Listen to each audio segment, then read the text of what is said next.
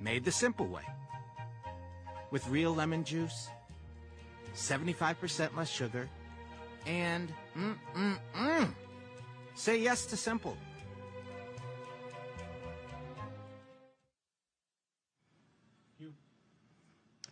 Hey folks, today is Friday, July 1st, 2022. Coming up on this special edition of our show, the Black Star Network, we are live from New Orleans and the Essence Festival, of course, Coca-Cola.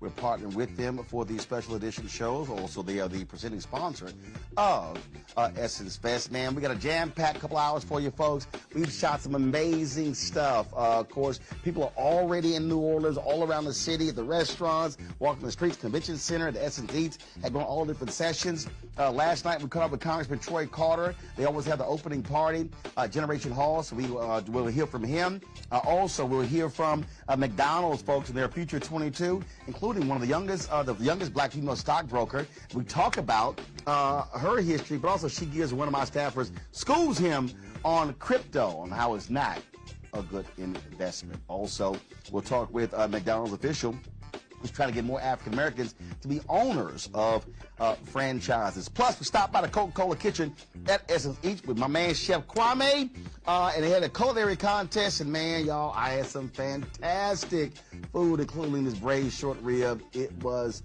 supreme, and so we'll show you some of that as well. Plus, what it's like when I got off the Rolandville and ran, and just door opens, and who's standing right there? Chef! And so we caught up with my man Richard Roundtree as well. Plus, EPA Administrator Michael Regan, Quentin James. He's the co-founder of Collective PAC. What they're doing to elect more African Americans to office. We'll show you the Black Women's Roundtable, the panel that they had. Folks, it's all kind of stuff we've been out here covering. And so we've got the best coverage of Essence Fest right here on the Black Star Network. It's time to bring the funk. Let's go! Whatever the best, he's on it. Whatever it is, he's got the scoop, the fact, the find. And when it breaks, he's right on time and it's rolling. Best believe he's knowing. Putting it down from sports to news to politics. With entertainment just for kicks, he's rolling. It's on go, y'all. It's Roland Martin, yeah. Rolling with Roland now. He's funky, he's fresh, he's real, the best, you know he's Roland Martin now.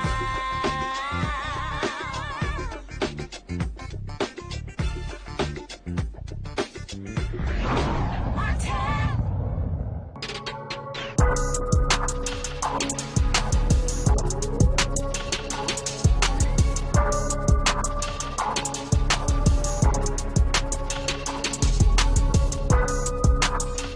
All right, fam, what's up? Roland Martin here. I'm in New Orleans. We've been here since Monday, getting prepared for this very moment. Essence Festival began last night here. Kevin Hart performed at the Smoothie King Center, and already folks have been coming into town. Even with all the rain that's been happening here, a lot of excitement, people hitting the streets, restaurants, walking the streets, going to the convention center, going to all the different sessions. Things are really being taken off. Our cameras have been all over the place. Plus, I've got multiple crews doing social media posts. We've been shooting events and live streaming. If you miss a lot of that, simply go to the Black Star Network app. You can see what we streamed earlier today from Essence Festival. We're going to be covering stuff today, tomorrow, Sunday as well, so you don't want to miss it. And so we got lots of stuff to show you. And so let's kick this thing off. We talked to Congressman Troy Carter. He, of course, is the member of Congress, the only African-American in the Louisiana delegation. We dropped by this massive party that is held every single year at Generation Hall. He, of course, in the past, Congressman Cedric Richmond had a party. I ran into some friends. That's my girl Christine Granville out of Atlanta. And so so many people we saw last night at the party, had a fantastic time. Y'all know I had to go ahead and get it in on the stage. We were dancing, having a good time. But we did, it's called a party with a purpose. And so we did talk a little purpose with a man, Congressman Troy Carter. And so we talked about politics, we talked about economics, we talked about the importance of this festival. We also had a conversation about the power of black love. Here is my conversation with the Congressman. All right. I understand. Always good to be with you, bro. Indeed. Well, I see you folks getting here early this year. Oh, yeah. You know, people have been so waiting on the moment to get back to Essence, to get back to New Orleans. And after 2 years hiatus, you can see people are very happy. Very glad to see you, brother. Always good to be with you. Folk out having a good time, enjoying Essence, good, clean, fun, partying with a purpose. A party, but yes, a party that talks about what we need to do to lift up our people, to fight against the evils that's going on with the Supreme Court, to fight against those efforts to turn back the clock. It's a good time. And one of those evils, I mean, the way it should be going down, you should be having a second black colleague after November, and what the Supreme Court did was truly foul. Absolutely. Listen, math is math. You can split, dice this any way you want. We've got 6 members of Congress, and we are 1/3 of the state. Should be 2 members. There should be 2 black members. 2 black members in the United States Congress from Louisiana. Mm-hmm. And unfortunately, this Supreme Court has dealt us yet another dirty hand, and we're going to continue to fight. And what I tell people all the time is, don't let this lull you to sleep. Let this energize you to come out, to vote, to push. The more they try to move the ball, the more they try to take away our rights, the more we have to fight.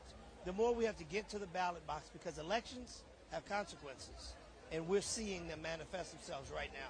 Well, one of the things that I was just the other day, Gary Chambers put, I think it was doing a radio interview, and he said that New Orleans, Monroe, and I think one other city, literally the black turnout was from 20 to 36%.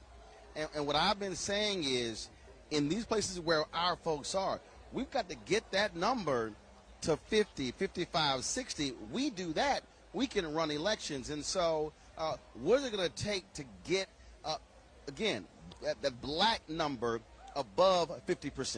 Let me tell you, I think the Supreme Court action on stripping the rights of women, their reproductive freedoms, and the right to choose is going to backfire, and it's going to mobilize people to come out and vote like never before. When you hear Senator Cornyn from Texas who says we should revisit Brown v. Board of Education, we should revisit Plessy versus Ferguson, the separate but equal doctrine, man, if that doesn't get your attention, nothing does. We need to energize and come out, and I believe come November, you're going to see a turnout like we've never seen before. We have to stay angry. We have to stay hungry. We have to stay laser focused on making sure we did what Georgia did. Right. We picked up 2 Senate seats that we weren't supposed to get. Now we've got to go after those who don't understand the basic decency of serving people. Get them up or get them out. I'm glad you mentioned Georgia because I've seen some numbers that estimate that there are 300,000 unregistered but eligible African Americans in Louisiana. And so is there a movement here to create a new Louisiana project like Georgia did, to go after those folks, to touch them where people have been, frankly, not talking to them, ignoring them, to activate that base? That's what changed Georgia. And let me tell you, we don't need to recreate the wheel.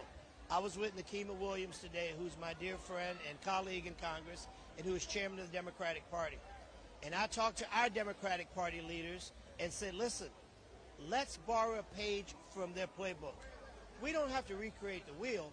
We've just got to take the method that they use. And they got to cut the check. Energize our people, raise the money, and the party has to weigh in. Louisiana is not a lost cause. We used to be blue, and we can be blue again. But it's going to take the kind of effort that we saw happen in Georgia. I'm totally confident in our Democratic Party here in Louisiana to energize and get people going. But we got to do it together. Now, that's blue. Let's talk black. And so one of the things that what I have been saying is that when you look at this festival, it speaks to black collective in terms of economics. And what I am constantly saying is we should be looking at this period, this post-George Floyd period, as a third Reconstruction. If we're not having a money conversation, we're not having a real conversation. That's right. I had a conversation today with Secretary Buttigieg of Transportation. And I said, listen, we got $1.2 trillion, the largest infrastructure package since the creation of the interstate system. Now, how do we take that and utilize and make sure that we have African Americans that are part of the mainstream and making some money, being a part of design, road build, the whole 9 yards. We're getting there, and we got to keep pushing, because the last thing we can afford to have happen is we have the largest infrastructure bill passed and black folk not have an opportunity to partake. We've missed the boat if that happens. We're not going to let that happen. And that's the thing with us getting 1.67% of all federal contracts. And my deal is, look, we moved that to 3 to 5 to 10. All of a sudden, you go now from $9 billion annually to $56 billion annually. I'm like, that changes our community and changes black-owned businesses.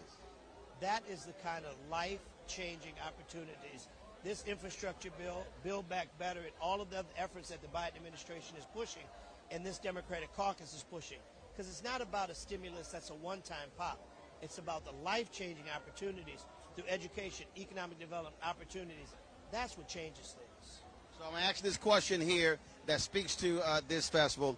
In your own words, explain what black love feels like when folks are here, whether it's a party, whether at the festival, in this city, in the restaurants, and just what does that feel like, black love?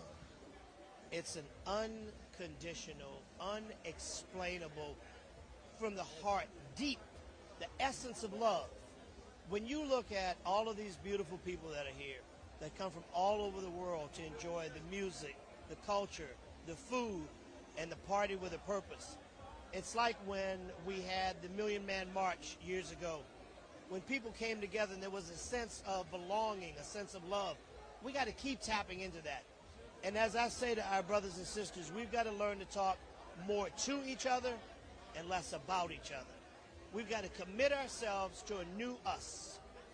Fight to uplift each other. Put down the guns. Put down the drugs. Let's love each other the way it's supposed to be. The way we did at Grandma's house on Sundays. That's where we are. Well, for me, it was grandmother and grandfather's house. There you go, brother. I appreciate it. Bless Thanks you, a bunch. always, I man. We love appreciate you, it. brother. Thank you. All right, folks, got to go to a break. When we come back, we will show you what happened at the National Urban League's Gumbo Awards. Also, we'll have for you folks Keke Palmer. She was part of the panel at the McDonald's Fortune Future 22 event. We will also hear from one of the franchisees talking about what they're trying to do to get more African Americans involved as owners at McDonald's franchises. Plus, we'll hear from Richard Roundtree, also EPA Administrator Michael Regan. Folks, it's a jam-packed show. We got more for you, so y'all hold tight as we sit here and I have this special edition of our show on the Black Star Network with Coca-Cola at the 2022 Essence Fest. We'll be right back.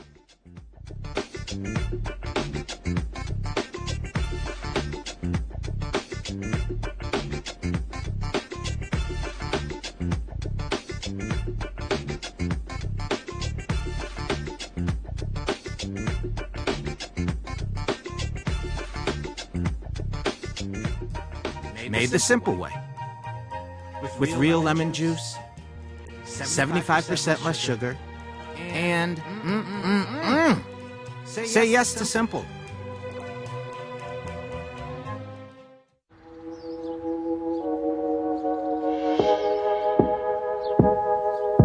Hold fast to dreams. For if dreams die, life is a broken-winged bird that cannot fly. Hold fast to dreams.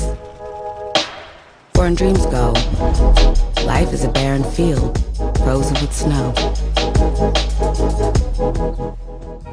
Lots of oranges. Half the sugar. 1,000% delicious. That's simple math. Say yes to simple. It's time to be smart.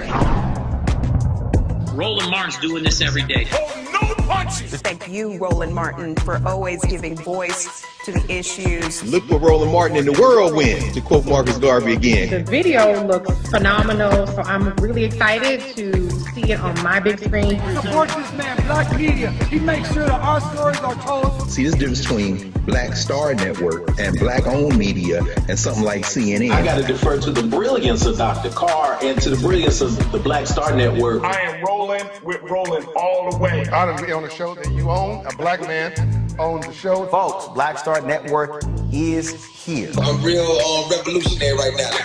Roland was amazing on that. Stay black. I love y'all. I can't commend you enough about this platform that you've created for us to be able to share who we are, what we're doing in the world, and the impact that we're having. Let's be smart. Bring your eyeballs home. You can't be Black-owned media and be scared. You dig?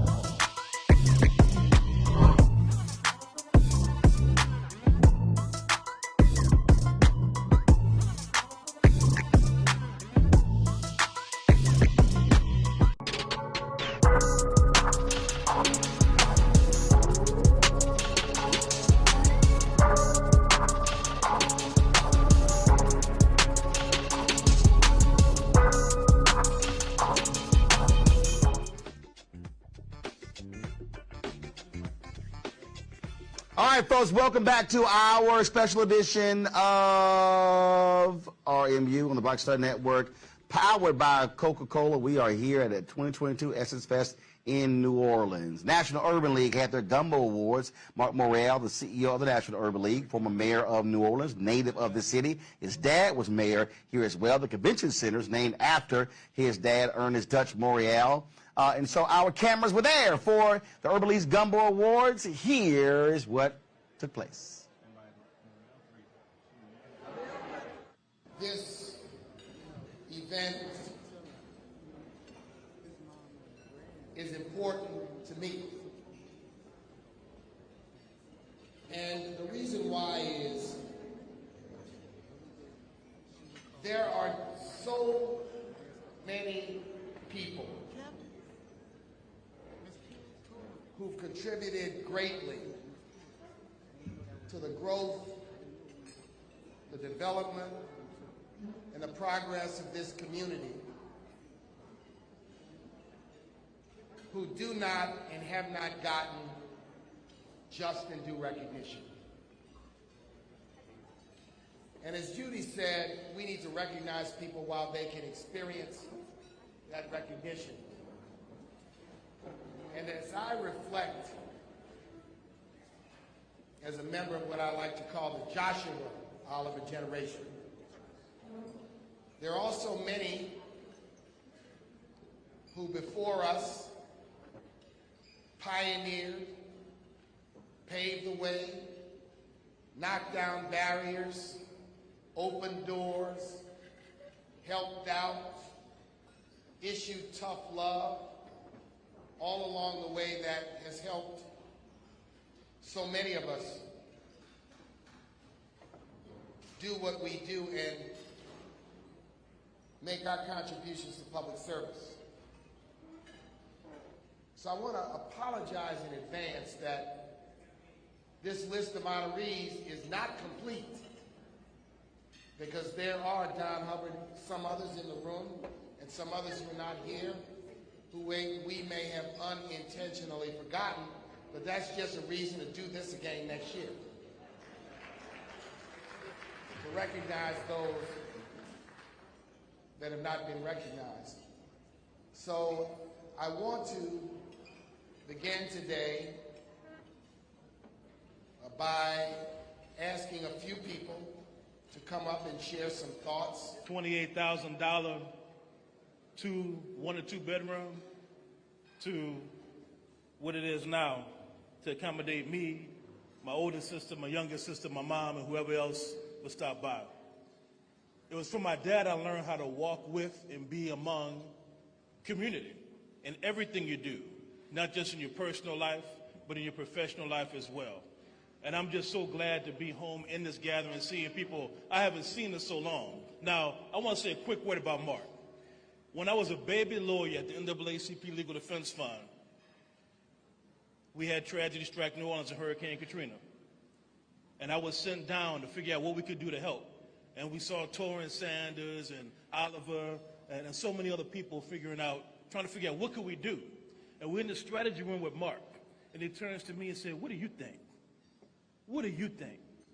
And he continues to do that to this day, giving people opportunity, giving you a chance to step up, but an opportunity to lead, but not leading for yourself, but leading for us, leading for our community. So that is the Gumbo Coalition, and that is Mark Morial. Care of things and stepping in the breach and taking advantage of an opportunity. I clerked for Dutch Morial after I finished law school.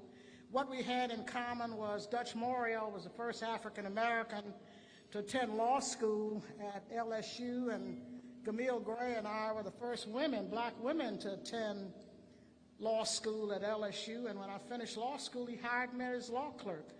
A lot of you don't even remember that old St. Peter Claver building on Orleans Avenue, but that's where I started my legal career. And I have to give,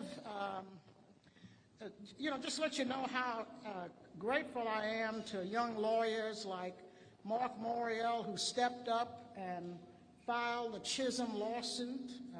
Ron Chisholm agreed to be the named plaintiff. You would have to understand the courage it takes to be a young law graduate and to file a lawsuit against the justices of the Louisiana Supreme Court. That's what Mark Morial did. And of course, as a result of that Chisholm lawsuit, I had the great opportunity to serve as Chief Justice of the Louisiana Supreme Court, the 25th Chief Justice. But it wouldn't have happened without everybody here in this room, because every time you want to move forward, there's always a challenge. And so my colleagues were suggesting to me, well, we'll let Justice Victory be chief, and then Justice Knoll be chief, and then you'll get your chance to be chief. And everybody in this room says, no, we're not going to step back. We can't do that. We can't let somebody leapfrog over us and take advantage of an opportunity that we're entitled to.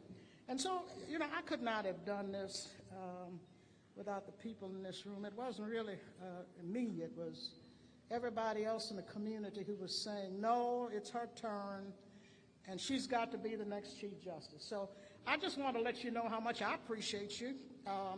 There's a lot of battles ahead, and I always talk with all the young leaders in this room, the ones that I've had a chance to mentor, and let them know that Royce DuPlessis and all of the others, that the battle is, you've got a battle ahead, because you've got folk who are fighting you on redistricting and voter rights, and that there are lots of challenges ahead, but I know you're equal to the task, and so that's why I'm enjoying my retirement. Thank you very much. All right, folks, coming up next, we are going to show you the McDonald's Future 22. They awarded $10,000 to 22 young folks doing some amazing things. We'll hear from Keke Palmer, who was on the panel as well. We'll also hear from a sister with McDonald's who's trying to get more African Americans as franchisees. And we'll talk to a young sister, the youngest black female stockbroker on Wall Street, where we talk about her journey. She also gives a little education to one of my staffers about the risk of crypto. In addition, later in the show, folks, we're going to hear from Richard Roundtree as we caught up with him on the streets of Essex. We'll hear from the administrator of the EPA, Michael Regan, who's here, the Black Women's Roundtable. They were also here talking about reproductive rights and also the power of black women. We talked to Quentin James, co-founder of Collective PAC, about the importance of raising money and giving to black candidates to elect them to office. And so, folks, a lot of things are happening here at the 2022 Essence Festival. And we, of course, doing this in partnership with Coca-Cola, and certainly glad to have them with us as a partner. And so a jam-packed show for you. Got to go to a break. And here's what we're doing. Today's question is, what does black love mean to you? And so we're going to show you some responses right here on the Black Star Network, live from New Orleans at the 2022 Essence Festival, powered by Coca-Cola. Back in a moment.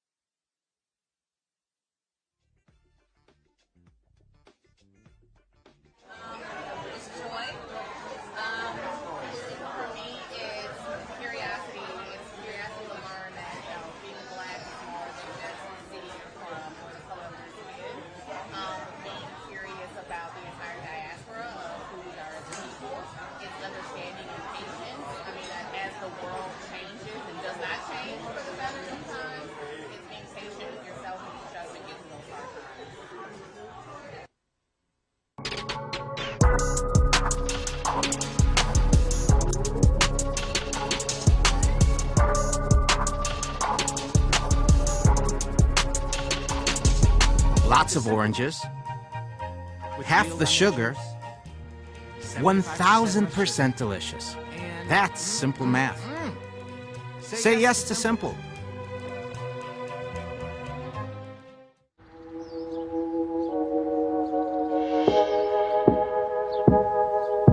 Hold fast to dreams. For if dreams die, life is a broken-winged bird that cannot fly. Hold fast to dreams. For when dreams go, life is a barren field, frozen with snow. Made the simple way. With real lemon juice, 75% less sugar, and say yes to simple.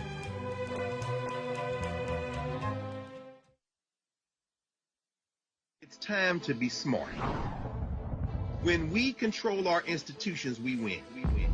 This is the most important news show on television of any racial background. Y'all put $2, $3, $4, $5, $10, $15, $20, $30 on this and keep this going. What you've done, Roland, since this crisis came out in full bloom. Anybody watching this, tell your friends. Go back and look at the last 2 weeks, especially of Roland Martin Unfiltered. I mean, hell, go back and look at the last 2 days. You've had sitting United States senators today, Klobuchar and Harris. Whatever you have, you can bring to Roland Martin Unfiltered to support it, please do, because this information may literally save your life. Watch Roland Martin Unfiltered daily at 6 p.m. Eastern on YouTube, Facebook, or Periscope, or go to RolandMartinUnfiltered.com. Support the Roland Martin Unfiltered Daily Digital Show by going to RolandMartinUnfiltered.com. Our goal is to get 20,000 of our fans distributing $50 each for the whole year. You can make this possible. RolandMartinUnfiltered.com. It's time to be smart. Roland Martin's doing this every day. Oh, no punches! Thank you, Roland Martin, for always giving voice to the issues. Look for Roland Martin in the whirlwind, to quote Marcus Garvey again. The video looks phenomenal, so I'm really excited to see it on my big screen. Support this man, Black media. He makes sure that our stories are told. See, this difference between Black Star Network and Black-owned media and something like CNN. I got to defer to the brilliance of Dr. Carr and to the brilliance of the Black Star Network. I am rolling with Roland all the way. Honored to be on a show that you own. A black man owns the show. Folks, Black Star Network is here. I'm real revolutionary right now. Roland was amazing on that. Stay black. I love y'all. I can't commend you enough about this platform that you've created for us to be able to share who we are, what we're doing in the world, and the impact that we're having. Let's be smart. Bring your eyeballs home. You can't be Black-owned media and be scared. You dig?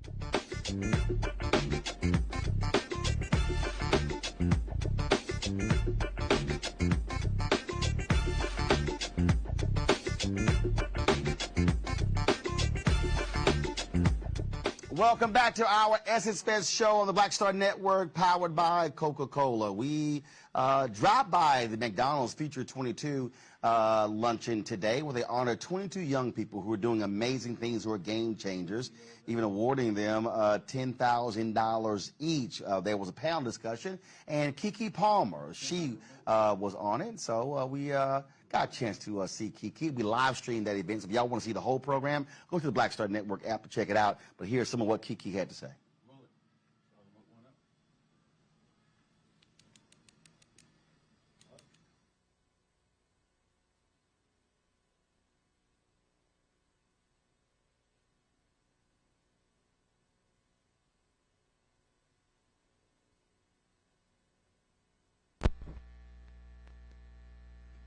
All right, folks, we got an audio issue. So we'll do this here. We're going to come back to play Kiki. I did catch up with one of the winners, one of the Future 22, a young lady who, the youngest stockbroker, youngest black female stockbroker on Wall Street. And here is our conversation. Okay. All right, Lauren. So they handed out some big checks. So you're one of the Future 22. What do you do to be one of the Future 22? Have to be a game changer, and in my case I made history by becoming the youngest trader and the second African-American woman to ever work at the New York Stock Exchange. Gotcha. So when did we last talk? Was it, because I've actually interviewed you before? Yes, and it was, yes. At the Future Black America with Rev Run. We were together, yes? Was it that one? I know, we sat down. I'm trying to remember, where was it? I literally was looking at my hair lady. I was like, I know that we've done something together. Yes, I don't know. Yes, we have. We have. I have a terrible memory, and I'm only 27, so I got a memory of a 70-year-old. So it's all good. No, because when you said youngest future stock trader, I said, hold up, we already did an interview. And so I was trying to remember where we did it, but I know we did the interview. So let's talk about that because with the other folks who are here, the other young folks who are here. It's also about, you would say, game changers, but also creating pathways. Not saying I want to work for somebody else, but I want to have folks who work for me. Or as I say, not cashing checks, writing checks. Right, being an entrepreneur. And I think with this new generation, we are really evolving from our parents, our grandparents, and really just taking the leap of finding our passion and being entrepreneurs and actually making money from it, which is beautiful. Well, look, that's always a good thing. And again, I prefer to be one who's handing out checks. So what would you say has been the biggest thing that you've learned doing your own thing? Because it's not always peaches and cream. No. Being from Georgia, I threw a little peach in there, as you see. I saw that. I love that. Thank you for that. The biggest thing I've learned is how much people, whether they are intentional or not about it, will doubt you and will put fear in your mind and make you believe that you can't achieve what you have set out to do. And I'm a true believer that we individually know ourselves better than anyone else. So if you believe that you can do something, go out there and do it. Don't listen to the noise. Don't listen to the people. Make your dreams a reality. Where did it start for you to do this? Like, what was the idea? What was the seed that got planted when you said, oh, I can do that? You know, it's my family, honestly. My family is the most supportive, and I have a brother with a disability, and he has this most optimistic mindset, and if he could do anything, he would. And so for me, I felt like, what is my excuse? And so, but did you have a family history of who was working on Wall Street? You know, right. So what was it where when you said, oh, I want to do that? What was that thing that sparked that? You know what? Nothing sparked that. I had a gentleman say to me, do you want to work at the New York Stock Exchange? And what were you doing at the time? I had just graduated, and I had studied genetics, and I said, hell yes. I don't know if I can say that. So you studied genetics, yes. And he says you want to work at the New York Stock Exchange. Yes. How do those two go together? It doesn't. It doesn't. He just figured, oh, you smart. Like, you majoring in genetics? Yeah, you smart as hell. You can figure this out. I don't know, but he definitely opened that opportunity, and I'm a big believer of opportunities, and take the opportunity and do what you will with that. And so I said yes. I did have a strong background in math, so there's a lot of correlation in that. And y'all know that ain't wrong. I can help you. I can count money. I can negotiate deals, but I hated math. Well, listen, I got you if you need it. I can help you budget, save, raise that credit score. What are we trying to do? But I don't even. Well, first of all, I pay for everything in cash, so I don't even need credit. I'm sorry. I'm saying. Everybody needs credit, even a business owner. For what? You need it. For what? To build. It helps build your capital. It helps to be leverage. I got the capital in the bank. Don't be silly. Don't be silly. Anyways. Math did drive me crazy. Yeah. I told my professors, I said, hey, look, I can count money. Yeah. I can go make money, negotiate deals. I ain't using Pythagorean theorem for nothing. Calculus, no, and I think that's simple math at its finest is what you need for finance. And if you can do that, then you're fine. And I think people get intimidated about finance and being in the industry because of the other things that we learn in school that just isn't applicable to your everyday life. Although I'm still not understanding crypto. It's still like, I actually like ones, fives. Don't invest in crypto. Thank you. Okay. Period. I'm sick because he on my team. He's a crypto fiend. No, absolutely not. Go ahead and talk to the camera.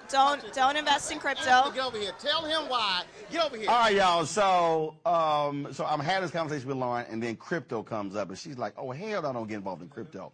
Well, Anthony Hampton, who works on the show, he is all into crypto, and so I said, "Why don't y'all two have a conversation about crypto?" Here that is. Here's the conversation. Stay right here. Tell him why not to invest in crypto. Lauren, do what you do. Crypto is a speculative asset. There is nothing backing it, and as of yesterday has dropped down to the lowest that it's ever dropped down. So everybody that's saying that crypto is a hedge against inflation, it's not.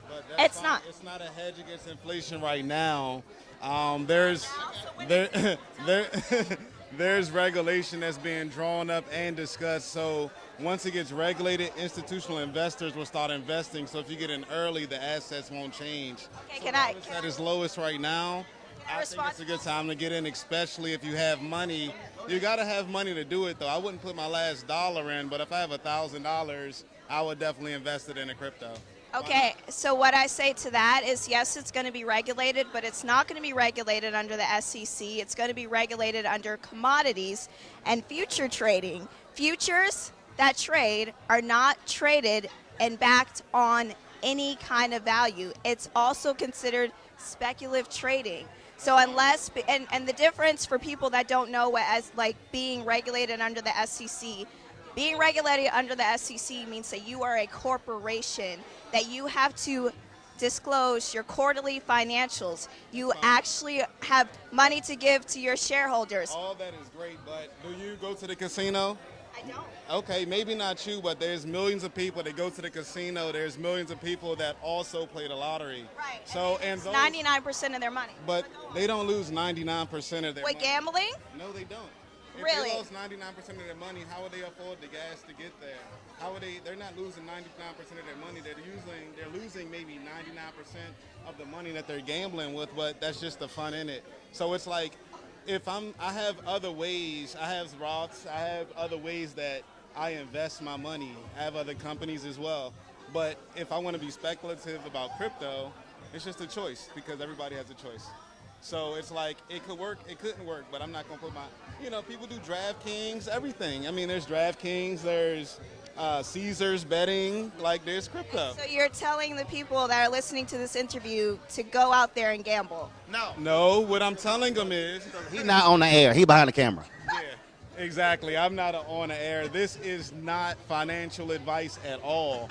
I'm just saying this is Anthony Hampton advice. So if you want to do crypto, do crypto.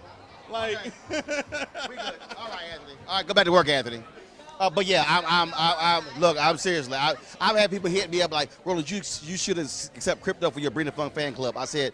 But what I will say is that I don't believe in crypto. What I do believe is the blockchain technology, and I do believe that blockchain technology will be a disruptor in its space. Okay, so now me and you're gonna definitely talk later, because I've had people on my show. I still know what the hell they talking about with blockchain. It's a software. At its rootest, at the root, it's just software. Right. And the software and what it's going to be able to do, amazing. As far as blockchain, crypto, Ethereum, I don't know what that. We're already seeing that and all the money, honestly, that has been made in crypto has already been made. I know Anthony said like more institutional investors will go into it. Institutional investors are going to something else, right? Because we see this trend happening. They're going to put their money probably into NFTs, and then that's going to crash. And then to something else, metaverse, and then that's going to crash. So like So you ain't down with NFTs or metaverse? NFTs, no. The metaverse is still open because I'm not really sure what they're doing. They can't figure out what to do in this universe versus trying to figure out the metaverse. No, I agree. But it's open. It's open. All right. Well, look, it's good to see you. Yes, we got to communicate again. So I'll give you my information. Yeah. You can explain to me what the hell, walk me through blockchain. Because I'm sitting there and I'm like, I don't know what the hell you talking about. Again, I like what I know. Yeah. Trying to say, what's in my pocket? Tangible. I like that. I mean, I know what that does. I agree. I know what that does too. All right, then. Good seeing you. Appreciate it.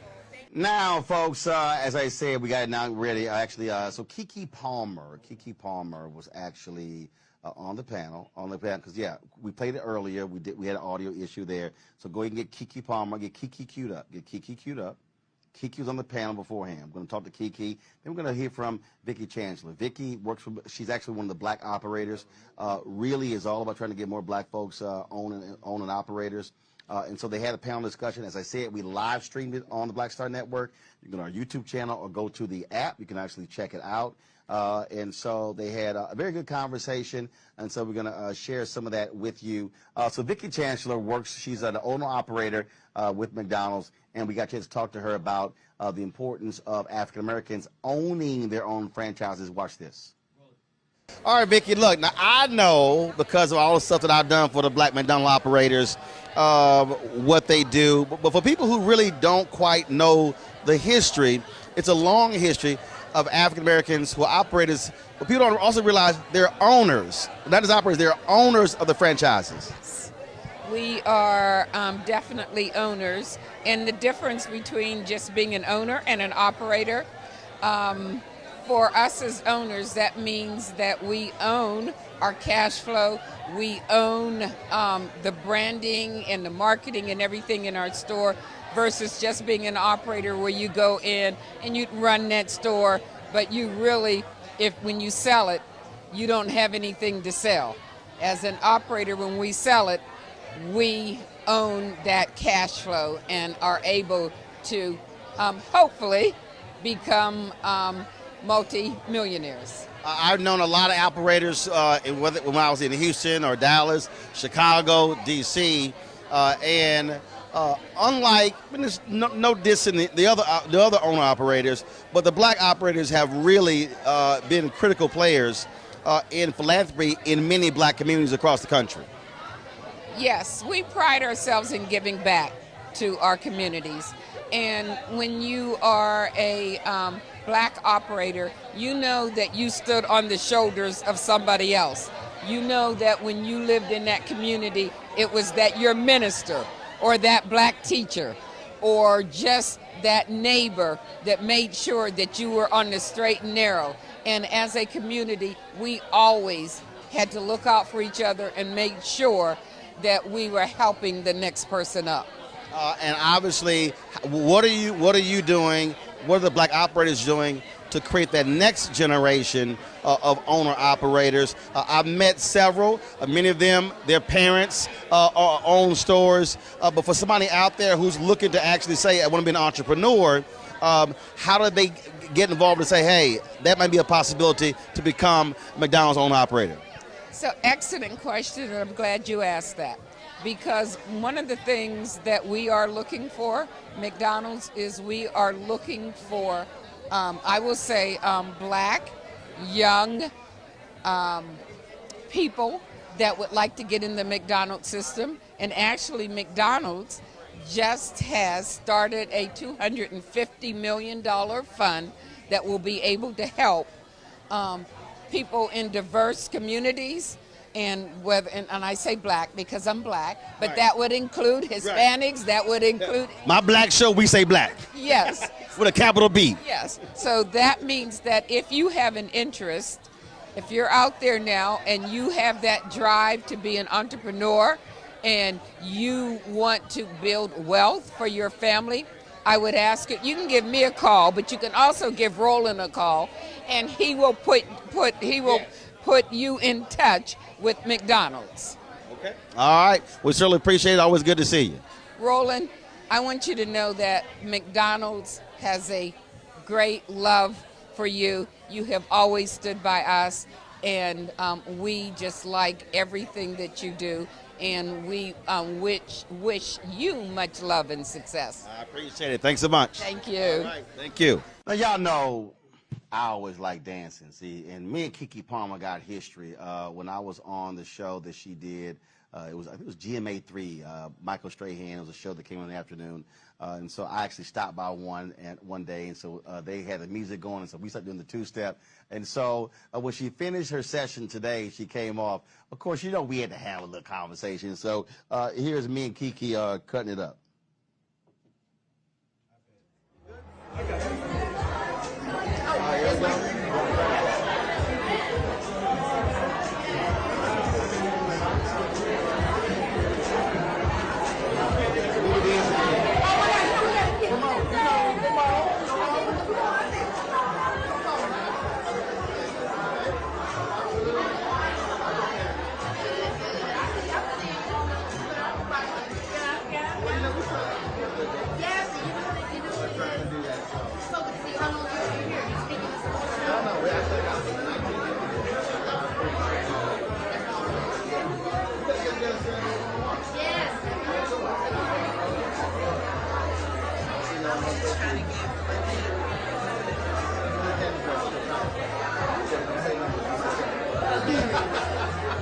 McDonald's owner-operators.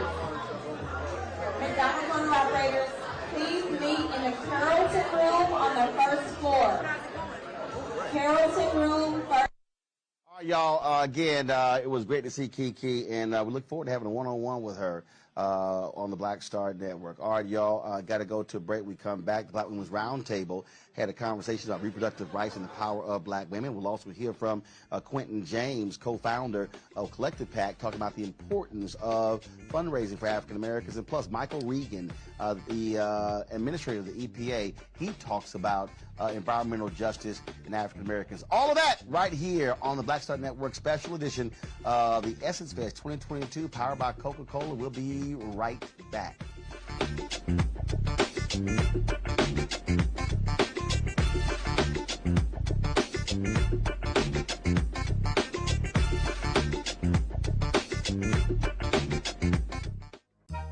Made the simple way. With real lemon juice, 75% less sugar, and say yes to simple.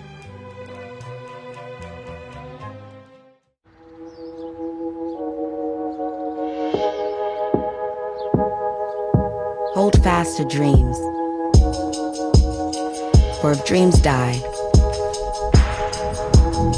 life is a broken-winged bird that cannot fly. Hold fast to dreams. For when dreams go, life is a barren field, frozen with snow. Lots of oranges, half the sugar, 1,000% delicious. That's simple math. Say yes to simple. It's time to be smart. Roland Martin's doing this every day. Oh, no punches! Thank you, Roland Martin, for always giving voice to the issues. Look for Roland Martin in the whirlwind, to quote Marcus Garvey again. The video looks phenomenal, so I'm really excited to see it on my big screen. Support this man, Black Media. He makes sure that our stories are told. See, there's a difference between Black Star Network and black-owned media and something like CNN. I got to defer to the brilliance of Dr. Carr and to the brilliance of the Black Star Network. I am Roland with Roland all the way. Honored to be on a show that you own. A black man owns the show. Folks, Black Star Network is here. I'm real revolutionary right now. Roland was amazing on that. Stay black. I love y'all. I can't commend you enough about this platform that you've created for us to be able to share who we are, what we're doing in the world, and the impact that we're having. Let's be smart. Bring your eyeballs home. You can't be black-owned media and be scared. You dig?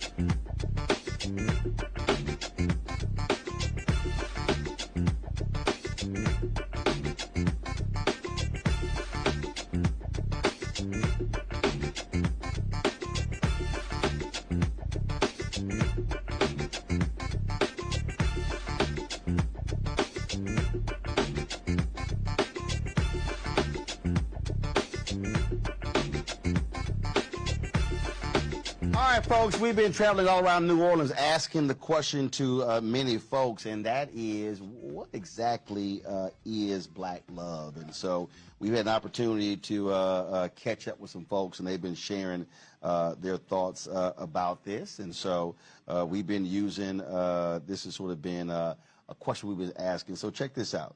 And black love for us is all about loyalty, friendship, family, you know, showing, you know, fighting, and if you fight, you still family, still get each other's backs, you know, just, you know, being there for each other. All right, then. So again, that's what black love is all about. And so again, it's been really interesting as we have been looking at the conversations that have been taking place, listening to a lot of these discussions. We had a chance to catch up with the folks at the Black Women's Roundtable. Of course, they were sharing their thoughts and perspectives of, you know, black women are a centerpiece of Essence Festival. And one of the things that we have been, of course, dealing with has been this battle with reproductive rights. That's one of the issues since the Roe v. Wade decision came down with the Supreme Court. That was a major part of a panel conversation today, but also the power of black women. The Black Women's Roundtable, they actually had that session. Melanie Campbell and her group, and so we had an opportunity to chat with them and to actually showcase that. If you go to our Black Star Network app, you'll actually see the entire event. We live streamed the entire event, an opportunity for us to be able to show you that conversation. And so I want to play some of that right now, y'all, and so hopefully we won't have any technical issues. And so let's go to that conversation. It's different medications that are FDA approved, that they have the right to access those medications through the mail, and they're willing to stand up for those protections. That's really important. You know, I think that there are other implications around access to contraception and just other health care services. There are some requirements under the Affordable Care Act and even under Medicaid and people's ability to access those sorts of services. So I think that the administration can do a lot to speak up on that, but I also think that they just have to be bold and unequivocal that this is a ruling that cannot stand. Right. Like we should not accept it as anything but a politically driven effort to deny women and people who give birth their rights. And they need to be bold and loud and consistent in saying, we will fight it. We will fight it at every place we can because it is unacceptable and it is inconsistent with what we know about the Constitution and our rights generally. But that's where they can start. I think you said that so beautifully, and I'm so glad you said it first because I don't have the nice words to say what I think they need to do, right? I just think this administration needs to boss up.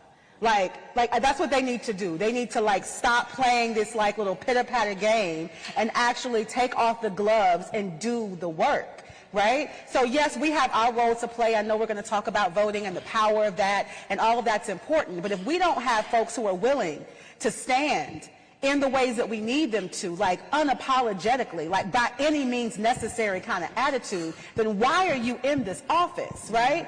I don't understand. So I think I'm coming with, I appreciate those who can like put it with this, like give us the right things to say, and I lean on these folks right here. Because I'm ready to say, get off your asses and actually do the work that you were put in your position to do. Our previous administration used everything and then some to put us in the situation that we are in. Why are we not doing the same thing? And not trying to say we're trying to be like the opposition, but it is important for our people to use their power that they have to the fullest extent of that and do that thing for real, y'all. So I think I'm coming with a lot of fire today, in case y'all haven't noticed.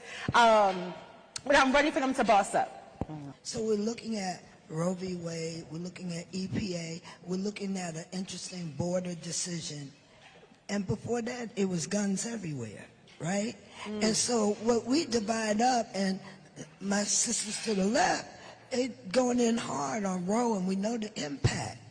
But this is like, you know that thing of you got to know your history or you'll repeat it?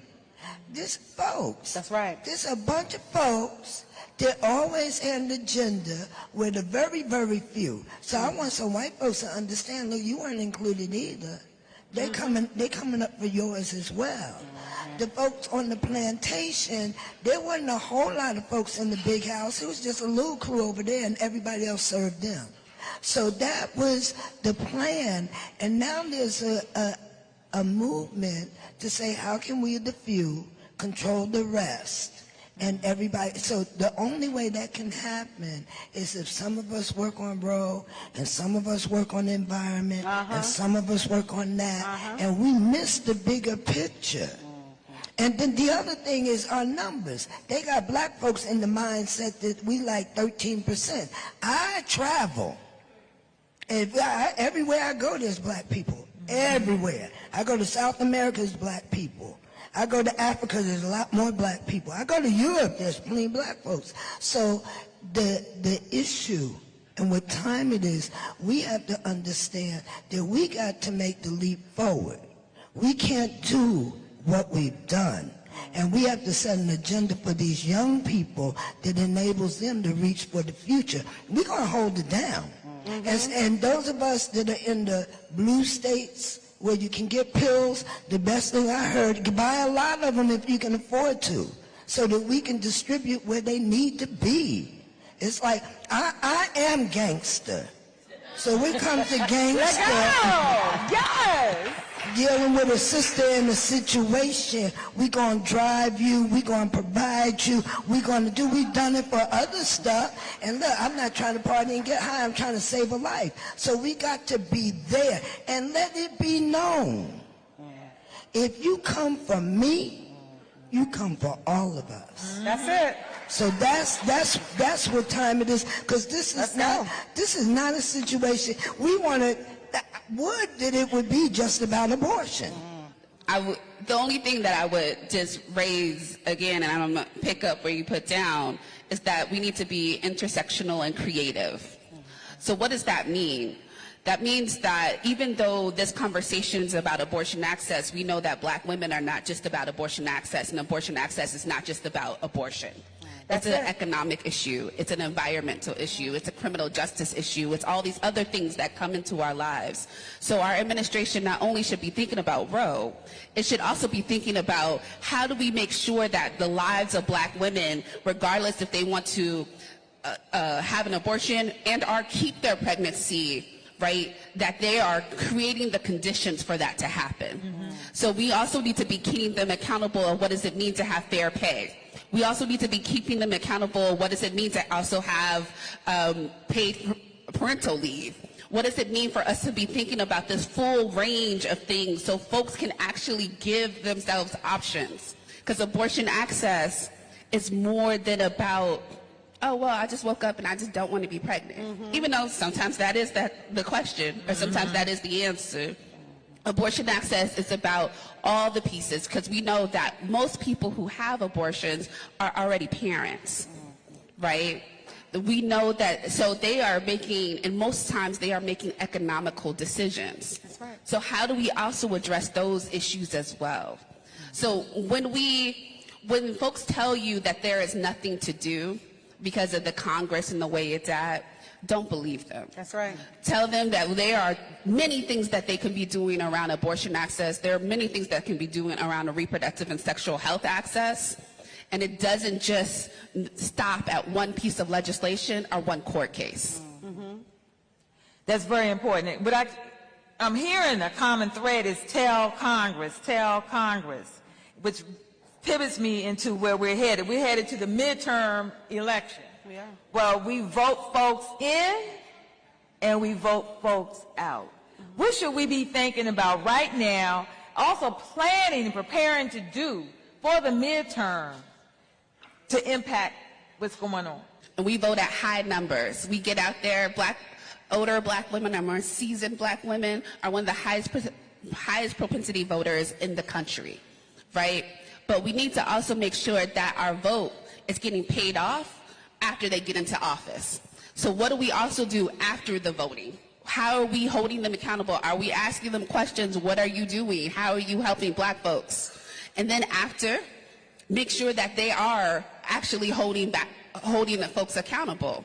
We can be asking elected officials right now, where are your stance? on abortion access? Where is your stance on all these issues?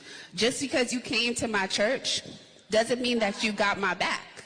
So we need to be also having all of those conversations and having them answer to Black women in particular and Black birthing folks.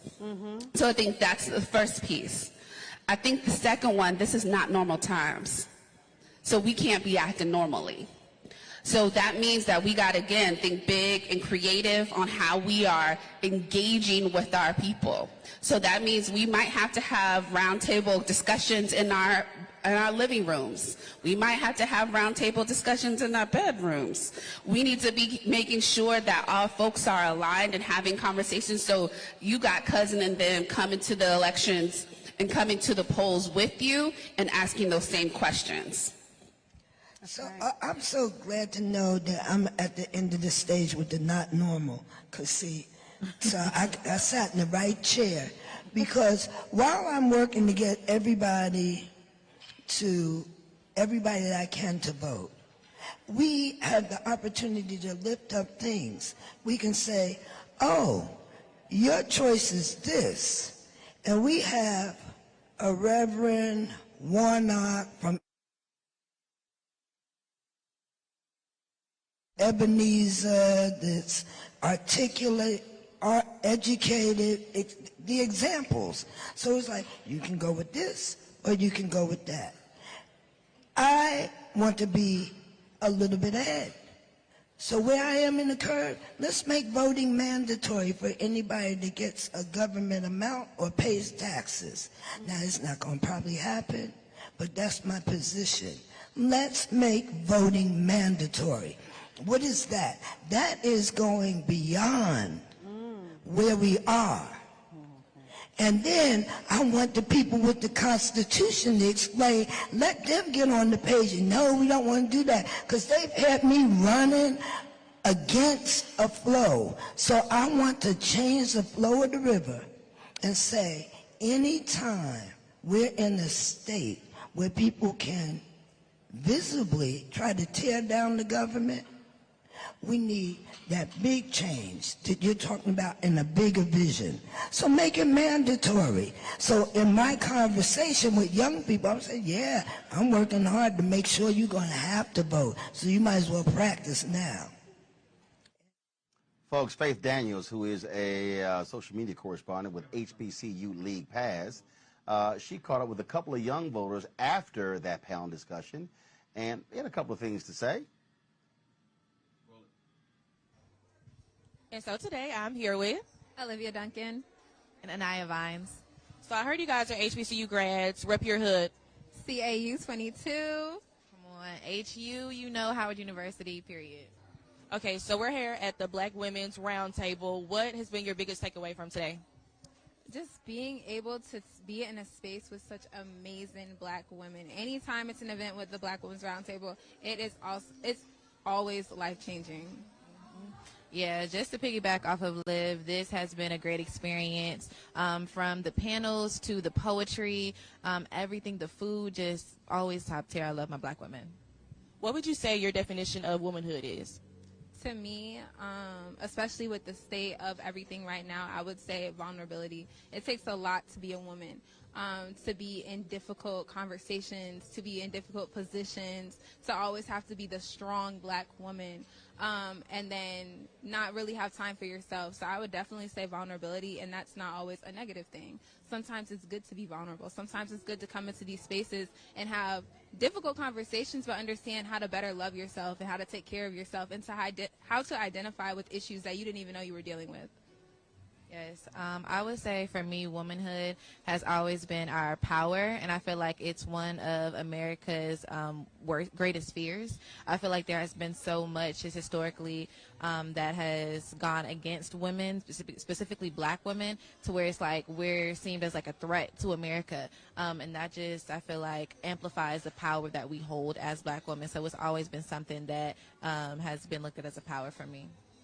With recent headlines of Roe versus Wade being overturned, what was your initial emotion? I was actually at work I work for this nonprofit called Georgia Stand Up, and all we do is get in the community and support the people. So as we were sitting there, we were like, wow, like, what do we do? No, like, I was speechless. And there were a lot of emotions going through my head, like, oh my gosh, Plan Bs, abortions, all these difficult conversations that I'm going to have to talk about and deal with. I didn't realize it, but later on that day. So immediately I was talking to my boss and amongst my coworkers and peers, and I was like, we have to get up. We were actually one of the first organizations and groups in Atlanta to go downtown to the courthouse, not even 2 hours after the decision was made, and go out there and protest. So urgency. I felt a lot of urgency and disappointment and hurt, but hope as well. I think when I heard about the overturning of Roe v. Wade, of course it was disappointing, but in my head I feel like I wasn't surprised. I feel like there's so much expectation that we still have as a black community and black people in America, and just through experience, understanding like America and those that are in positions in government, they do not fight for us as black people. It is us that fights for us. It's us that has to make sure that they're held accountable. So when I heard about the decision, I was like, dang, what do we need to do next? Now it's next steps. Now it's, how do we mobilize on the streets? How do we change this? Because since 1972, I believe that behind closed doors, they've been actively working to overturn it. So now for us, we wake up and we see, okay, this has been a thing that's been overturned, but this has been in motion for 50 plus years. So now it's just what's next. Now, both of you guys were on a panel today talking about women's rights. Of course, you guys are fighting. Your mothers have fought. Your grandmothers. Everybody has been fighting for women's rights. What would you say the reason is why it's so pivotal now? Because we are the next generation. We are the generation now and the generations to come. These are our children. These are our bodies. For so long, I've watched my grandmother protest. I've watched my grandmother organize. I've seen all these things that she's done, and it's time for me and my generation to step up and take on these roles and to stand up for something. Yes, I feel like saying, why is it so important now sometimes can be a loaded question, because we have been taught to fight. Just our ancestors have been taught to fight. Us as black people have been taught to fight. There has not been a time for black people since we arrived from the transatlantic slave trade where we had time to just live. We have always been fighting to survive, fighting to speak, fighting for our rights, for our womanhood. So I feel like we're fighting because that's just our instinct at this point. I just cannot wait until we get to a point where we are not just fighting, but we are actually living. So before I let you all go, to the little girls that look up to you guys, that aspire to speak out for what is right for them, what is your advice to them? My advice is, as overwhelming as this may be, as complicating as the terms and the words and the politics can get, do what you feel comfortable doing and get a little bit uncomfortable and be okay with being uncomfortable. If it's going on Twitter and that's how you protest, then go on Twitter and that's how you protest. If you want to boycott a certain organization, company, brand, whatever, do that. If you are into policy making, if you like to write about what's going on. Take your camera and take pictures. Amplify the voices and the work that's already being done. So find your place in the movement and get involved. I would say, just know that you are naturally strong, and you have not only God with you, but you have those that came before you with you. So just channel that power. It is more so a thing that you are born into and born with rather than taught. And being a black woman in particular, you have nothing to fear because you are walking in the path of giants. So you'll be fine. How would you say today's event went? How excited were you for it? Today's event was phenomenal. Anytime Melanie Campbell calls me, I'm going to come running because I know when she does her events, you feel empowered, you feel a sisterhood, and there's this camaraderie that you can't get when you're just kind of on your own. But when we come to these convenings, it's phenomenal, and you're energized and you're just ready to get out and do the work. What is your definition of womanhood? My definition of womanhood? That's a good question. I think that I would call womanhood just, I don't necessarily think that womanhood has to just be a woman. I think that men can feel empowered by knowing that they are protecting and looking out for the best interests of people. It's looking out for one another. It's caring for one another. It's holding one another up, wind beneath other one's wings, and just helping to light someone else's candle. You don't have to do this alone. You don't have to be alone. You can work with other women, work with other men, work with other people to lift everyone up. So for the little girls and young ladies that look up to you and aspire to have as much courage as you all have in order to actually have a table talk such as this, what is your advice to them? Just keep doing the work. Don't think that you cannot do this. Don't think that you are not smart enough. You are not gregarious enough. You're not outgoing enough. You can do this work. The quietest voice can be the most powerful sometimes. So never believe that you cannot do it. Always know that whatever you put your mind to, whatever you think about, whatever comes to mind and thought of, I wonder if I could, yes, you can. Yes, you can. Period. Thank you so much, and I'll see you next time. Thank you. All right, y'all, when we come back, Chef Kwame has a culinary competition. Y'all, man, we had some good food there. And so we got an opportunity to judge that. Wait till we show you this from the Coca-Cola kitchen in the Essence Eats Pavilion. We're going to go to commercial break right now. And again, one more of our folks talking about Black love. You're watching the Black Star Network, folks, live from the 2022 Essence Fest, powered by Coca-Cola here in New Orleans. We'll be back in a moment.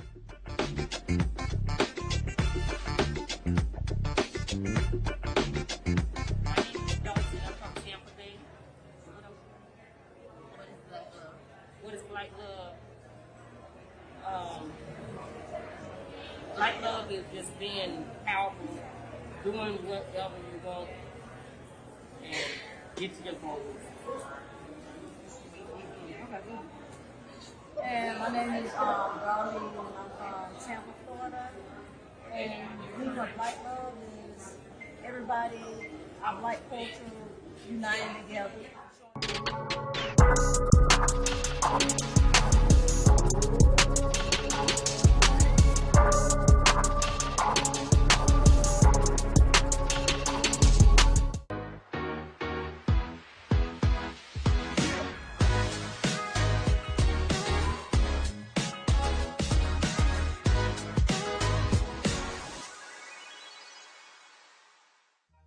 Made the simple way.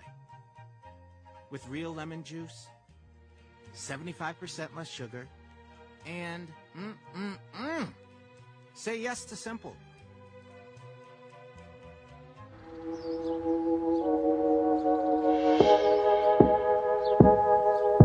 Hold fast to dreams. For if dreams die, life is a broken-winged bird that cannot fly. Hold fast to dreams.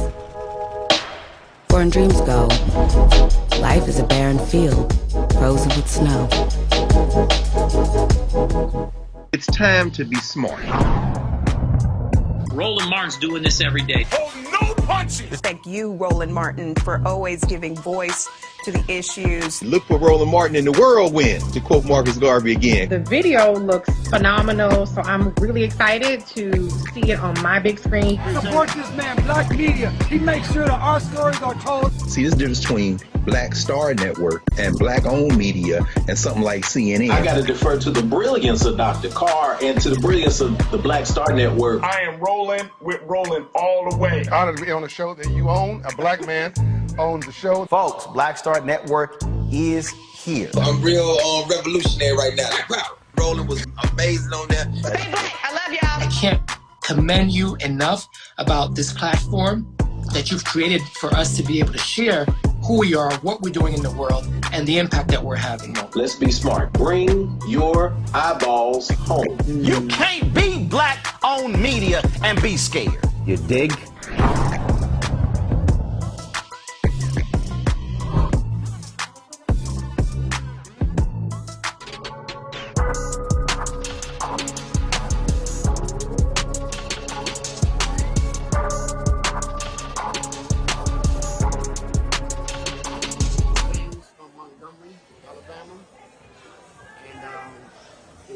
Question was, what is Black love? Black love is unity and love for one another, and a sense of family, because we're a united family, and it's good to make sure that you're your heart is there, so you can, you know, do for others, you know, and help them.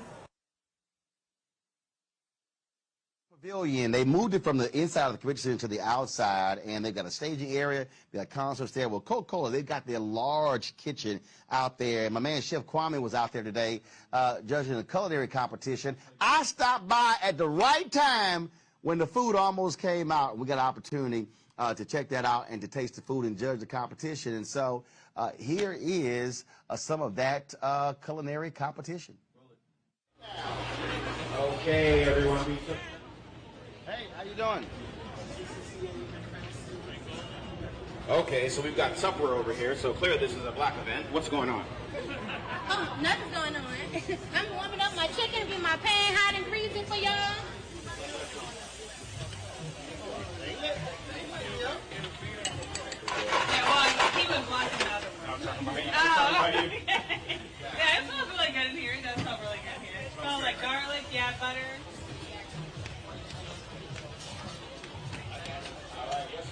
Got it.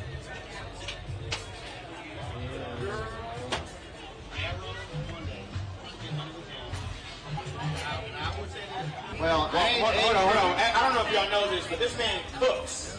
Okay, like he makes not enough time. There's one thing that he makes that I don't really know about. What is the barbecue spaghetti? I call it Texas spaghetti. It's barbecue sauce with barbecue sauce. I use Italian sausage, but trust me, it's good.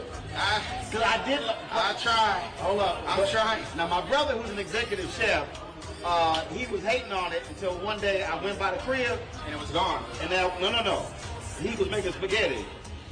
Family came over. Now, spotted a bottle of barbecue sauce on the counter. I went and cussed him out because he been dogging me for months, and I went, "You got barbecue sauce on that counter?" And so that started. I tasted it. And it was good. It was weird, but it was good. It was an alien. But remember, it started. I was in college. All I had was noodles, spaghetti, and barbecue sauce. I ain't have no meat or tomato sauce. So I was hungry, so I put it together. And then when the check came in, I got some meat, and I went, "Damn, this don't taste bad." And so then one day I was in the store, and I said, "I want to spruce it up. Now, why don't we throw some Italian sausage in there?" So I started using Italian seasoning, spaghetti, with the barbecue sauce, put that sucker together. That's it. And my family is like, "When are you making that sucker again?" And if you go to YouTube, we did one of our holidays, I live streamed the entire process. And it was... And it was about a 3-minute video. No, it wasn't 3 minutes. And I had all of my nieces and nephews cooking. They were all cooking. I made them all cook, chop and everything. All right, so how do you feel about this competition here? What do you think? Well, first off, again, I'm from Texas, so we like beef. I don't do nothing plant-based. So I'm gardening is just the only saying. plant-based. I mean, I do some lettuce and tomato, but that's about it. So I love braised short ribs. I love it when they're falling apart, so I'm looking forward to that. Now, what's the other dish? The other dish is chicken with like some fried rice, and the chicken is like glazed in like a Coca-Cola Asian. All right, so y'all heard Chef Palmer. He said it's chicken fried rice. Y'all know we all black. That's called chicken and gravy. Come on, chicken, rice, and gravy. Keep it real simple. Make sure there's no barbecue sauce. Right. Chef said, let them interpret it. Yes. You know when you went to your grandmama's house, you like, what y'all got? We got some chicken and gravy and rice. Got it. That's it. But in 2022, it's chicken with fried rice. Well, in 2022, the Black experience is not monolithic. There are so many different layers that can happen with the Black experience. And it is. That's why we're here. We're celebrating the diaspora in all different ways. And give it up for these two women because there is 4 minutes left. All right, I got 4 minutes. Thank you all so much. It's looking good. Smelling good. Smells great. Hey, did she cook in the tennis outfit? Isn't it cute? I just feel like I'm going to try. She like, I play tennis and I'm going to go cook. Girl, you got 4 minutes. Don't be posing. She got 4 minutes. She's trying to pose. Open. No, I always look for new ways to wear a chef uniform, and I'm going to steal that idea. Oh, right. Okay, all right. Okay. when they come to your table. But it's hot out here. You can breathe with the skirt on, right? Come on now. Like she came from the golf course right to the kitchen. Let's go. What we got? What's going on here? Leeks. We got some leeks. Leeks? L-E-A-K-S? L-E-A-K-S. What's that? Shallot leeks or in the onion family, green onion family. Got it. Very powerful ingredients. Oh, okay. What else? Got some shallots over here. Shallots? Also very delicate, not quite as intensive and mighty, but adds great flavor to any soup, sauce, base, any kind of base. And then I see some citrus over here. So what? Citrus. Oh, citrus. Got it. Awesome. That is awesome. Now, when did you start cooking? When did you? I was about 10 years old. My father, I'm from Chicago. I'm from Korea, but I moved to Chicago. So I met the black side of my family. Got it. And I met Grandma, who she taught me how to cookery, chitlin, cornbread dressing, all that from scratch. My father was a gourmet chef, and he worked in a lot of hotels. I spent a lot of time in hotel kitchens. I went to culinary school by the time I was about 18 years old. And opened my first nightclub and catering business at 19. Nightclub and catering? Nightclub. I wasn't even Breaking news. We have 2 minutes until the dishes are ready, and I already see chefs plating. So let's get our attention to these chefs, please. 2 minutes. All right? And let's hype them up. 2 minutes for us to get the pressure on. 2 minutes for the pressure on. We got mashed potatoes. Stuff my daddy made me. Rosemary? What have you got over there? Ariana. Oh, tarragon. Whitney's almost done plating. How do you feel? Tarragon for garnish. Aragon, how do you feel? Okay, all right. Don't with the garnish. I see you. Hey, I think Whitney needs some help. Say go, Whitney! Come on, Whitney, let's go. Strong finish. Get it, Whitney, get it. I'm coming. Yeah, y'all, she got the mashed potato and the garnish. Y'all know I'm Ariana's still plating over there, so let's give her some...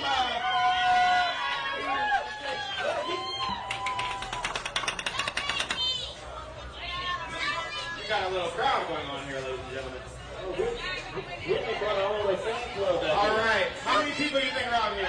That's a high school back How many here. people do you think are out here? 50? Right here? Okay, I'm thinking of a number between 1 and 50. And nobody's screaming out. If you raise your hand, if you get it right, then you're going to taste the dish with me, all right? 1 minute. 1 minute. You already eaten it. Okay, I'm sorry. You, sir.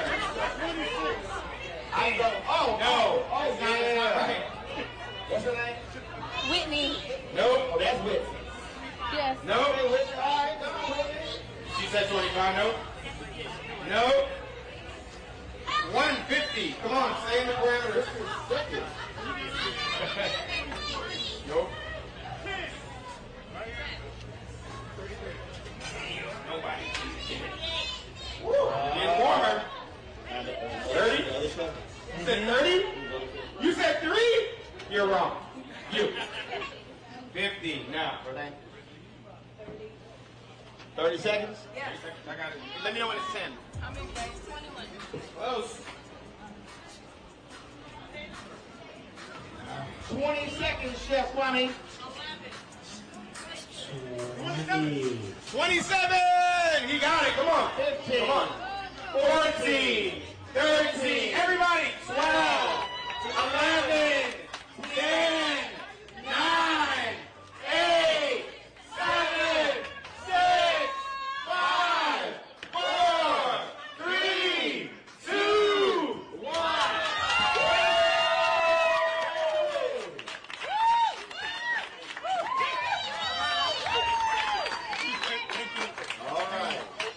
So what's your chef's name? Ariana and Whitney. Ariana and Whitney. Ariana. All right, so we're gonna start with you, Ariana. Tell us what you got. All right. So I have Nola Cola chicken bites on the top of a bed of garlic fried rice. Oh. And it's in the fleur-de-lis, right? Yes. That's a little fleur-de-lis. She playing to the crowd. Nola Cola. Yes. Nola Cola. And I have Coca-Cola. Oh, she said it. I got Coca-Cola. Let me. That's called Brandon. Coca-Cola braised short rib on a bed of garlic mashed potatoes. All right. Love it. All right, so we're gonna taste some of this food here. All right, just Coke water. See what's going on. Is it started? You got this. Yes. You got this from her. This up. Yep. Put this underneath and get another photo of her, please.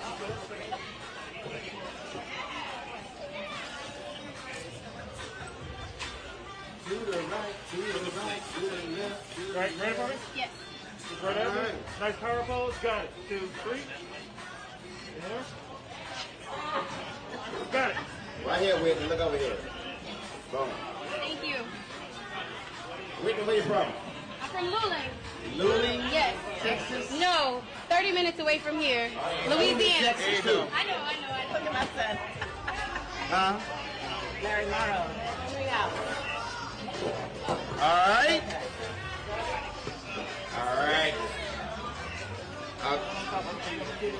Whitney, I appreciate your mashed potatoes, but So hold on, we're gonna get Whitney to walk over here and explain her dish while you all eat it. Okay, so the garlic mashed potatoes, I did russet potatoes. The cream sauce is garlic infused cream sauce with thyme and garlic and bay leaf. And the braised short rib was braised in Coca-Cola, red wine vinegar, carrots, the miracle, which is your carrot, your onion, your carrots, your onion, and celery.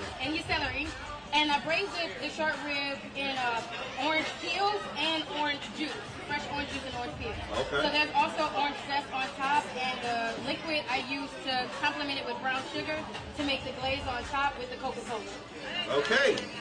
That sounds delectable. So all that, Very so the excited Coca-Cola to in see the how meat. this goes. It's in the meat and the glaze.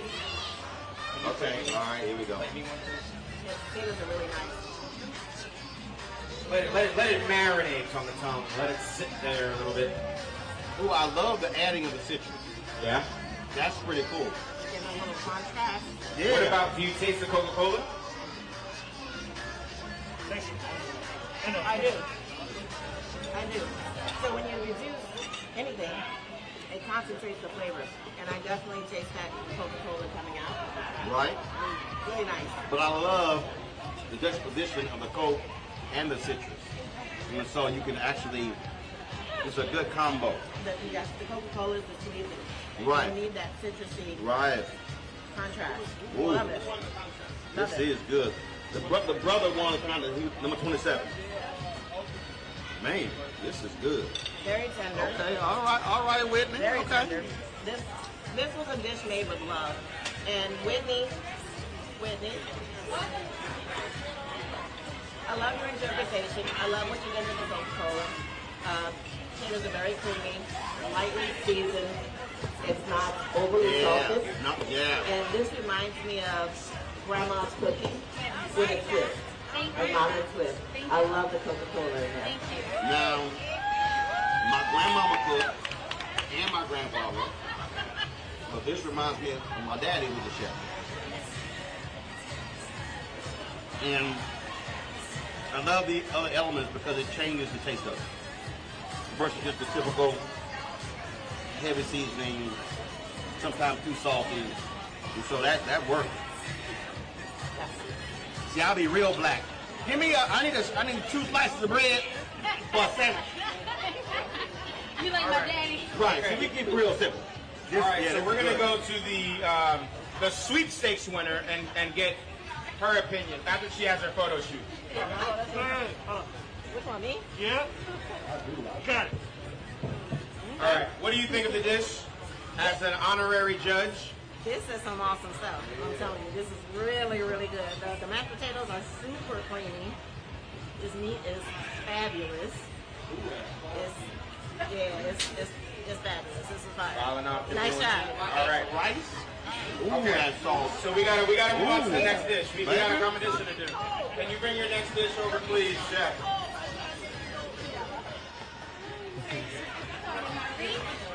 You might not come back.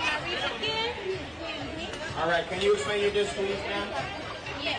So I braised my chicken. I fried my chicken in a Coca-Cola sauce that I'm like a marinade. So it's oyster sauce, soy sauce, sweet chili, and I use the Coca-Cola to kind of heighten it up a little bit. And also have garlic fried rice. It's just like a regular stir-fried rice, but with garlic, it's light, not as heavy. So you go. Enjoy. I love your fleur de lis. Thank you. Try to throw it in there. Very classic. Actually, I thought it looked like Texas. I'm from Texas, so that's what I'm saying. That looked like Texas. How you looking at? I'm from Houston. I'm from right here. I'm from right here. All right. Let's get this.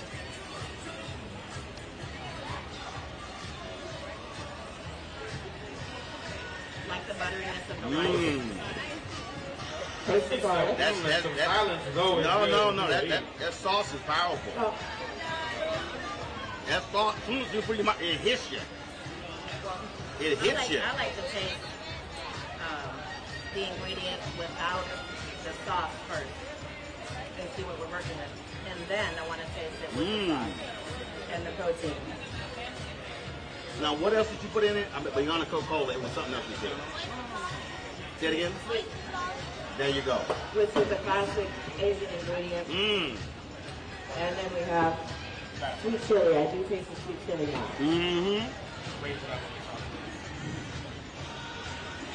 I like this dish. All right. And it got a little kick I to love it. garlic. Garlic is one of my favorite ingredients. But it got There's so much a you can do with garlic. little kick to it. Yeah, it does. All right. We love the banter, but we are black and it is raining, so we need to speed this shit up. Why don't we take a moment, turn your mics off, let's liberate. Where's my judge at? You know this, but the first prize is actually $1,000. Wow. Right? So the Annie has ups. Can we play that song? Annie, yes, that's okay. The second prize is $500. Somebody buying drinks? Somebody buying drinks? Someone's buying us drinks after this. Coke and Henny? So it was a tumultuous battle. Both of you, first of all, I want to get up for both chefs here. Putting their heart on the plate. I think both of you did an amazing job. 15 minutes. I mean, I've been there. 15 minutes is a very, very, very quick turnaround to put a dish together. That was 15? 15 minutes. I got you a little late. Yeah, yes. It's Essence Fest. We understand. Yeah. But to put together dishes of this magnitude, both of these things, you know, I would say, I just want to say, great job to both of you. Yep. So without further ado, it is a competition, and I have to award somebody with first prize. Can we get a drum roll, please? For the first prize, Coca-Cola Essence Festival Cook-Off of all time. First place prize goes to Chef Whitney.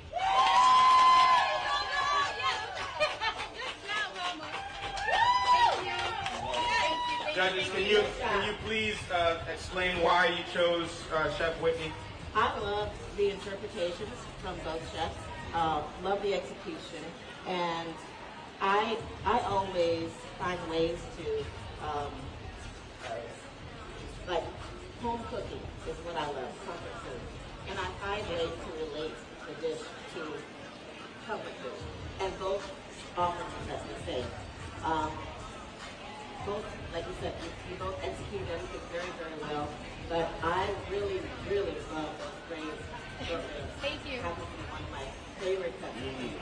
And with the creamy potatoes and the sauce reduction, very well done. I am not a sauce fan. My executive chef brother hates me for that. I like my food to be dry, nothing else on top. But when the chef said, hey, don't forget the sauce for some lunch to braised meat and just spun it around the plate, I was like, oh damn, that sauce was good. That was my reaction. I let it cut. Oh damn, that was good. So that's what's elevated it for me. So the braised short rib was great, but really that sauce really just took it to another level. And I was like, man, if I had some rice. Sop it up. Yeah, I would agree as well. I'm really a steak and potatoes type of girl, but the braised meat, the sauce, put it over the edge. It was just phenomenal. Thank you. Really good. Nice job. Thank you. Thank you. And I'll say for Ariana, you packed a lot of flavor in a very short period of time. So we can give it some.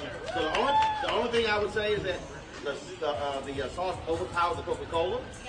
So if it wasn't the Coke challenge, that was just really good. And again, I like when you some foods you put in your mouth and you taste it here. I like it when it hits your back here and your sinuses go, hey, your sinuses jump. So that kick I thought was really good. Chili is one of my favorite ingredients. Any kind of chili. I just love spice, and so that penalized all my taste buds, and I really enjoyed it.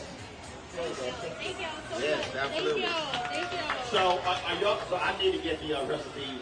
We're gonna get all the recipes. I want to give a big shout out to everyone who stood out here in the rain and watched this show. Well, thank you. My name is Kwame Wachi. I had an amazing time with you all tonight. Give it up for Jeff Whitney again. They're both winners. Thank you so much. You're watching Roland Martin on Netflix. Boom! Oh, y'all, way too much fun. And so y'all drop by the Coca-Cola kitchen in Essence Eats. All right, y'all. Now, we were headed to the Collective PAC event with EP Administrator Michael Regan. And so the Roadmobile opens up, and I get off, and who do I see? Shaft! Richard Roundtree, my man, was outside of the Lowe's Hotel. He's actually shooting a show in New Orleans, so he spent lots of time here in New Orleans. So, man, I caught up with him, and he is turning 80 years old. And so when I walked up to him, he asked me, did I get the invitation to his birthday? His 80th birthday party is next Sunday in Los Angeles. I told him, I said, Richard, don't worry about it. I will be in L.A.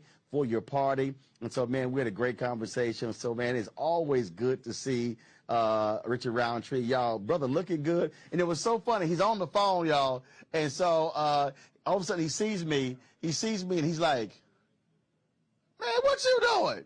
And so we got a chance to catch up there. And so, again, it's always good to see the original Shaft, Richard Roundtree. And so great to see him out there. All right, you folks, got to go to a break. When we come back, we're going to share some of what Michael Regan, the EPA administrator, had to say at the event for the Collective PAC.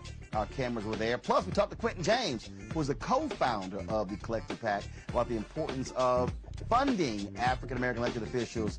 And so we'll have that for you next, right here on this special edition of the Black Star Network here at Essence Fest 2022, powered by Coca-Cola, and we certainly thank them for partnering with us for this special as well. We'll be back in a moment. Here's more about Black Love.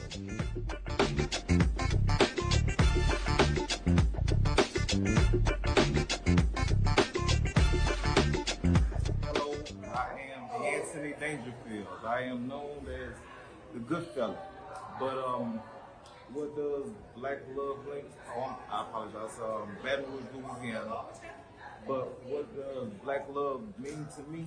The source of all life. I think that Black Love not only encompasses unity, but it spreads itself everywhere in a almost godlike manner. You know, I think it's the purest form of life. The greatest form of life, and we are all the benefits of it. Through Black Love, we have been able to grow beyond our wildest dreams, and also through Black Love, it's brought us down to a point to realize strengths that we never knew we had. So, all in all, Black love is the thing that keeps this world spinning.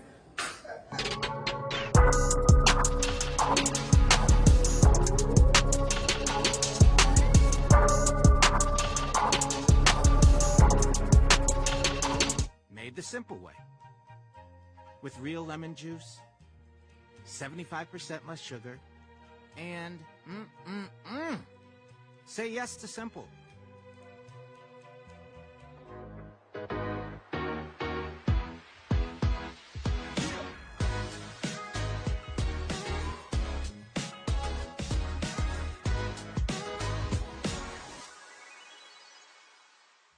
Lots of oranges, half the sugar, 1,000% delicious. That's simple math. Say yes to simple.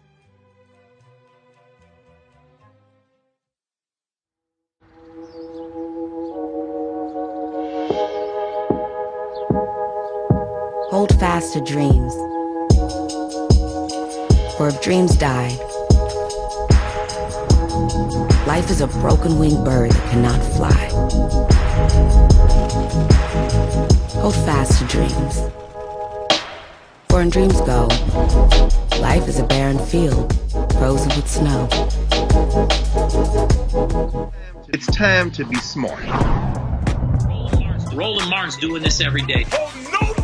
Thank you, Roland Martin, for always giving voice to the issues. Look for Roland Martin in the whirlwind, to quote Marcus Garvey again. The video looks phenomenal, so I'm really excited to see it on my big screen. Support this man, Black Media. He makes sure that our stories are told. See, this difference between Black Star Network and Black-owned media and something like CNN. I got to defer to the brilliance of Dr. Carr and to the brilliance of the Black Star Network. I am Roland with Roland all the way. Honored to be on a show that you own. A black man owns the show. Folks, Black Star Network is here. I'm real revolutionary right now. Wow, Roland was amazing on that.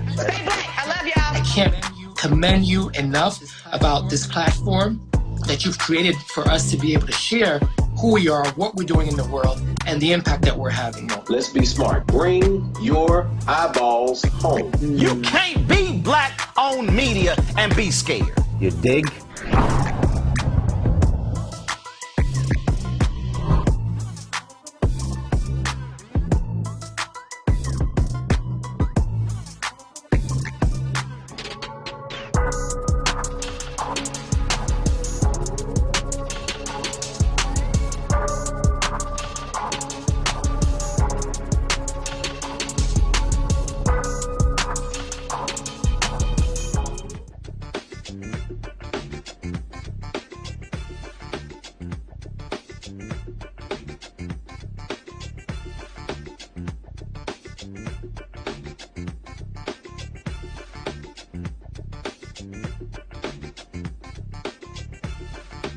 Folks, tomorrow here in New Orleans, Vice President Kamala Harris will be here speaking from the main stage in the Superdome, but there are many other administration officials who are all around New Orleans for Essence Fest. One of them is Michael Regan, a North Carolina A&T graduate who is now the administrator for the Environmental Protection Agency. Huge issue. We talk about environmental justice, environmental racism in the black community. And so the Collective PAC had a Q&A opportunity for a fireside chat. And here's that conversation with him, with the former mayor of Greenville, Mississippi. The second thing is the media followed me there. Well, when you put that kind of pressure on local communities, the things that I can't get done from EPA, those locally elected officials after the social media, after the MSNBC, after the CNN, they start to be embarrassed and they start to take action. And so after that tour, not only did we ramp up our enforcement and our inspections because we saw things firsthand, a lot of the locally elected officials, because of the coverage, decided to start taking action. The whole game plan was to bring attention to the issue. And I'll tell you, it's 2022, and I've visited communities where I'm talking with mothers whose children have been lead poisoned. If you are a black child in this country at or below poverty level, you are 4 times more likely to have elevated levels of lead in your blood. This is not coincidence. This is by design. I was in Jackson, Mississippi at an elementary school because I was supposed to talk to 8 and 9-year-olds about water quality. And I pulled up to this school, and all you could see was porta potties for as far as the eye could see, with no construction happening. Those porta potties are what the students were using because they didn't have good water pressure. This is in the middle of a pandemic. These are our children. And so my goal has been to use our voice, our bully pulpit, to bring attention, whether EPA can solve the problem or not. Bring attention to these issues because these issues are very real. Last thing I'll say is I was in Lowndes County, Alabama. 30% of the population in Lowndes County, Alabama has hookworm. 60% of the people in the community don't have good sewage connection.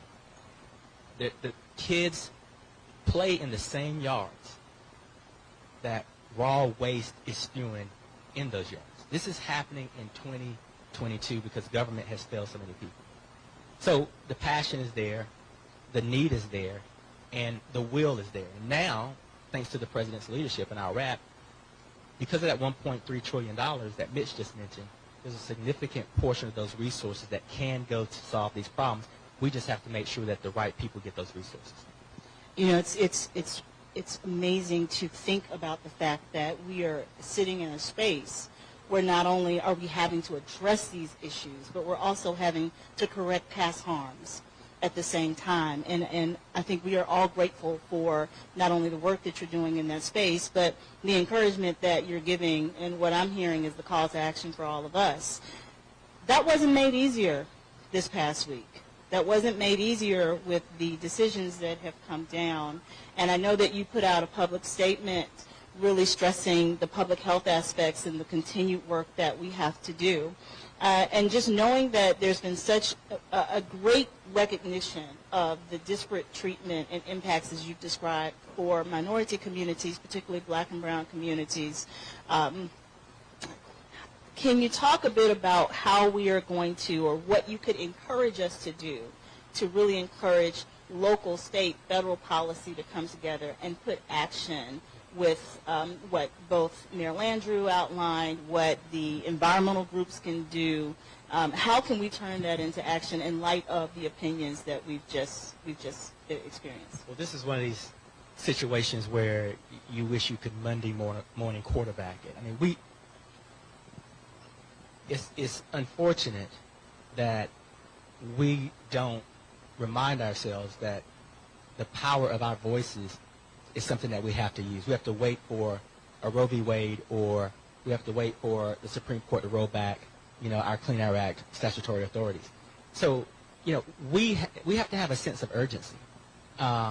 Congress gave EPA $100 million just to focus on environmental justice grants and air quality monitoring. We're trying to distribute those resources to organizations that have never had a seat at the table. The big national green groups have finally started to mobilize and rally around environmental justice, but we also don't want to overlook those groups that have been on the ground since day one. Collectively, with the big green groups and those organizations, we need to push resources collectively from philanthropy to our budgets to really shore up the infrastructure of those people on the ground.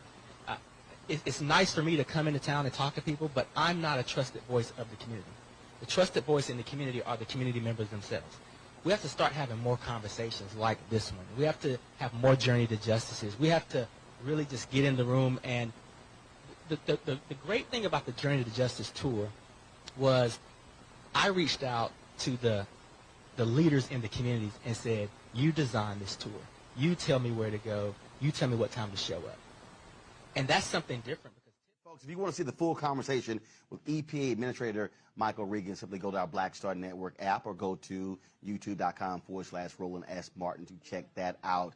Folks, we'll have Quentin James talk about the importance of electing black officials tomorrow. Also tomorrow, folks, Congresswoman Val Demings, who's running for the United States Senate, she'll be sitting down with us. We'll be chatting with Tammy Roman. Also, we got the Smart Water Walk in the Morning with Mayor Cottrell, in addition to Angela Simmons. We'll be broadcasting that live, so look forward to that live stream.